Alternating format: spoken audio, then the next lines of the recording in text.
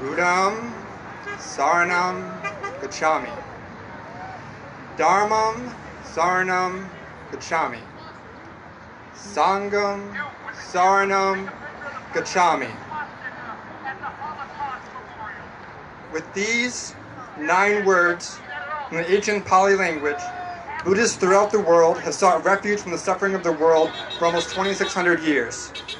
In the Buddhist tradition, we daily reaffirm our dedication to our practice by reciting what's known as the 3 refuges. We go to the Buddha as our teacher, to the Dharma as the teachings, and to the Sangha, the community, as our refuges. At the time of the historical Buddha, everyone was welcomed into the monastic community. People would come to him just as they were. Royalty, untouchable castes, other religious sects, abused women, criminals, slaves, prostitutes, abandoned children, and all those others that society had tried to cast out. Here we find the Buddha living up to the American ideals that are still etched onto the Statue of Liberty. Give me your tired, your poor, your huddled masses yearning to breathe free, the wretched refuse of your teeming shore. The children and families unjustly imprisoned in camps across the country are exactly those that our government's administration and their supporters are trying to cast out from society. And when you suffer in the ways that these people are, lacking basic necessities, malnourished, cramped, and afraid, what you truly seek is a refuge. They came to the United States seeking refuge from the dangers in their own homes. We, as the American Sangha, the American community, must act in the most wise and compassionate ways to be a refuge for others. Standing in front of the Holocaust Memorial Center, we are reminded of the horrors inflicted upon the European Jews and other minority communities by Nazi Germany. We are reminded that those atrocities began with segregating and imprisoning those that the Nazi state decided were dangerous, evil, less than human.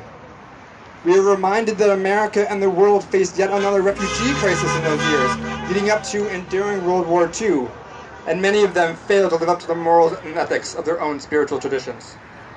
What the Buddha taught for 45 years was that we are interconnected to everything else in the universe. When he died, his final words to instruct his followers to be a refuge unto themselves. But our own selves are much more than just this body and this mind.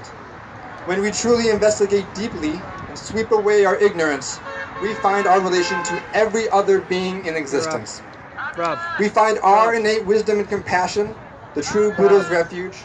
We see the teachings manifesting in front of us in each moment, forcing us to see the true face of the universe and how it asks for help, and see our true face when we show how we respond.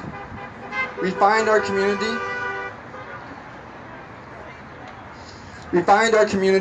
not born just from the borders of our home, our city, our states, or our nation, but we see that we are in a community with all beings.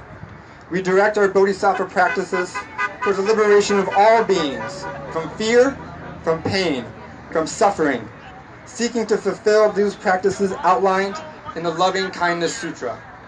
Quote, wishing in gladness and in safety, may all beings be at ease.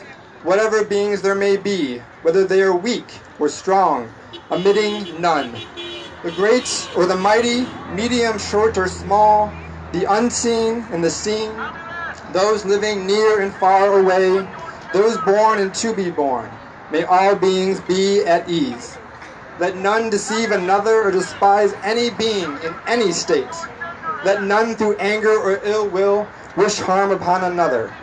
Even as a mother protects with her life her child, her only child, so with the boundless heart should one cherish all living beings. Radiating kindness over the entire world, spreading upwards to the skies, downwards to the depths, outwards and unbounded, freed from hatred and ill will. And when we are faced with those seeking refuge, we extend a hand to them just as the Buddha would, with a simple welcome.